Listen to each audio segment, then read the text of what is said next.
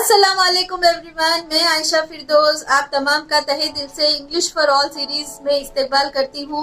उम्मीद है आपको ये सीरीज पसंद आ रहा होगा और आपको कुछ सीखने को मिल रहा होगा। अगर आपको पसंद आ रहा है तो लाइक, शेयर, कमेंट और सब्सक्राइब जरूर करिएगा। अपने दोस्तों में शेयर करिए। जाहिर सी बात है आप इसे टीचर्स में ही नहीं कई हाउसवाइफ्स के साथ भी शेयर कर सकते हैं जिसको इंग्लिश सीखने की चाहत है।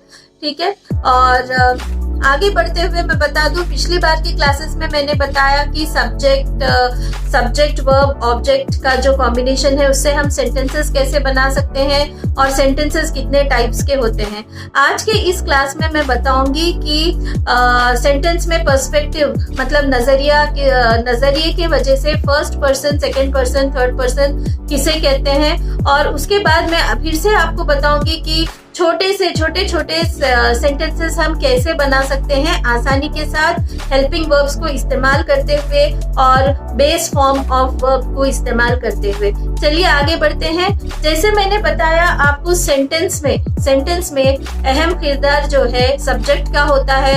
सब्जेक्ट या नाउन होता है या फिर आई, वी, दे, यू, ये जो सब्जेक्टिव प्रोनाउंस है वो होते हैं। ठीक है, तो अगर सब्जेक्ट के अंदर नजरिए की बात करें, आप जो सेंटेंस के अंदर नजरिए की बात करें, अगर हम उसमें आई जो है स्पीकर से मुखातिब, आई से मुखातिब है तो उसे कहते हैं फर्स्ट पर्सन। अगर यू है, यू को कहते हैं सेकंड पर्सन, और उनो लाइक ही, शी को कहते हैं थर्ड पर्सन, और इट हो गया जनरल। ठीक है, तो हम अब इसमें प्लूरल भी है। अगर हम सेंटेंस में आई या वी का इस्तेमाल हो रहा है तो ये हो गया फर्स्ट पर्सन प्लूरल।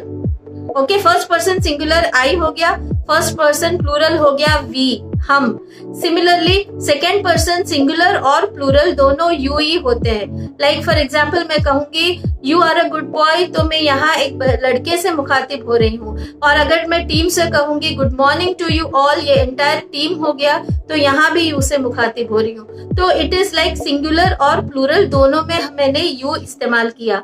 और थर्ड पर्सन में ही, शी सिंगुलर हो गया और दे हो गया प्लूरल। ये हमको याद रखना है, अब चलिए और एक बात बता दूं मैं कि वर्ब्स के फॉर्म्स आपने देखा कि फेल बहुत जरूरी है एक सेंटेंस में, एक्शन वर्ड्स जरूरी है। ये एक्शन वर्ड्स कई फॉर्म्स में होते हैं। फॉर एग्जाम्पल बेस फॉर्म हो गया रेगुलर नेचुरल फॉर्म, उसमें कुछ हमने ऐड नहीं किया, आईएनजी, ईडी कुछ भी नहीं लगाया, बस वर्ब एज इट इज। जैसे मसलन जैसे प्ले है, राइट है, कुक है, लर्न है। आप अतराफ दिन रोजमर्रे के आपके जो काम है उसको आप लिस्ट करिए तो कई वर्ब्स का लिस्ट बन जाएगा। ठीक है, तो ये हो गया बेस फॉर्म। अगर हम एस और ईएस लगाते हैं ये हो गया दूसरा फॉर्म। ठीक है, फिर हम कई बार आईएनजी लगाते हैं।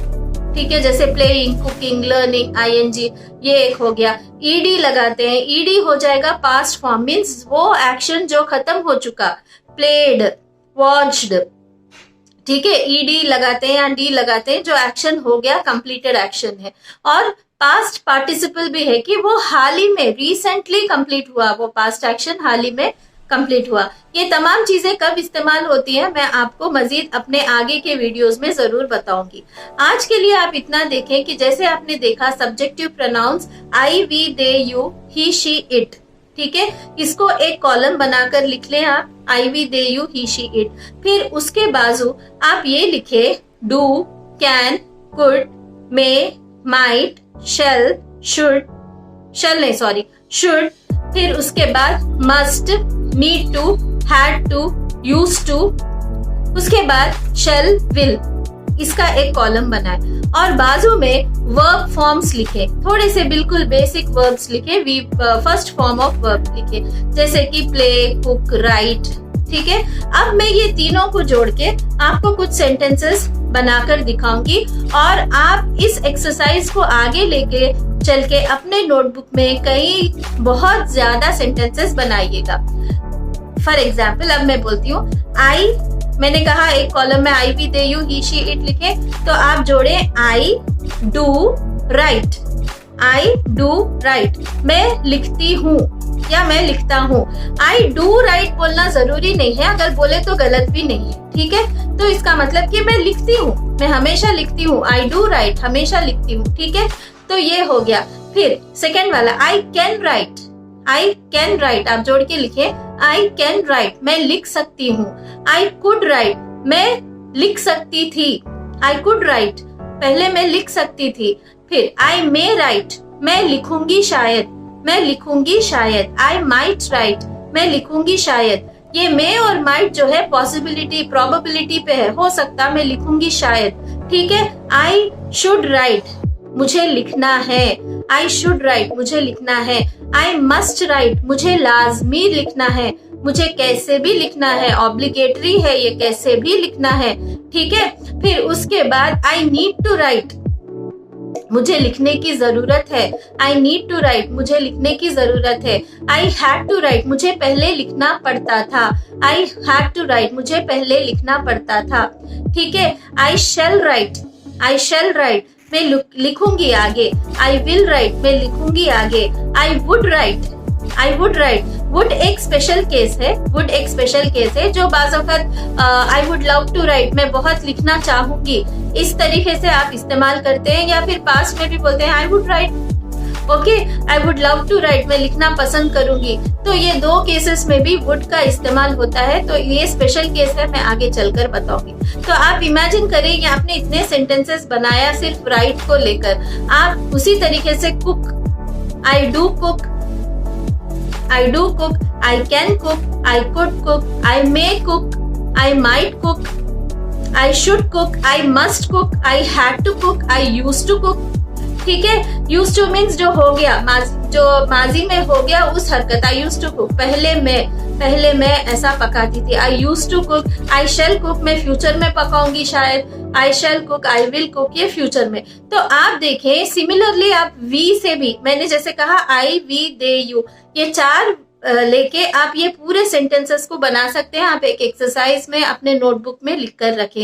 ही शी इट में डू नहीं रहेगा, डज बन जाएगा, ठीक है। ही डज राइट, बाकी सब सही रहेंगे। She does right, he does right. अब बोलना जरूरी नहीं कि डज राइट, मगर बोले तो गलत भी नहीं है। वो इंसिस्ट कर रहा है कि वो लिखता था या लिखती है, या ही डज राइट वो लिखती है, ही शी डज राइट वो लिखती है, ठीक है। ही डज राइट वो लिखता है। तो इसी तरीके से आप ये पूरे सेंटेंसेस को बना ले, ये बहुत सिंपल है। तो मैंने क्या कहा, I we they you he she it का एक कॉलम बनाए, फिर ये वाले बनाए जैसे do can could may might, do does भी ले ले, do does can could may might, should need to use to, okay, must, और उसके बाद शैल विल, इसके साथ वर्ब को अपने पहले फॉर्म में ले। आज के लिए इतना ही। आपको तीन चीजें, first person, second person, third person किसे कहते हैं, वर्ब के फॉर्म्स कितने हैं, और फाइनली ये छोटा सा फॉर्मूला जिससे कि आप सेंटेंसेस बनाएंगे। अगले वीडियो में मैं बताऊंगी रेगुलर वर्ब्स और इरेगुलर वर्ब्स किसे कहते हैं, और फिर ये फॉर्मूला हम इरेगुलर वर्ब्स के साथ भी इस्तेमाल कर सकते हैं। जब तक के लिए आप इंग्लिश जब तक सीखना चाहते हैं तो बगैर डरे बात करना शुरू कर दे, छोटे से छोटे फ्रेजेस बना ले, और चलते फिरते जो भी नजर आ रहा, जो भी आर्टिकल है, आजकल तो फोन हाथ में है, आप देख के उसको कुछ तो भी एक आर्टिकल रीड करिए, स्पीक करने की कोशिश कीजिए, कुछ तो भी ऑडियो सुनिए, जिससे कि आपको जो है इंग्लिश सीखना आसान हो जाएगा। Nothing is impossible. Keep learning, happy learning. जज़ाकल्लाह खैर। अल्लाह हाफिज।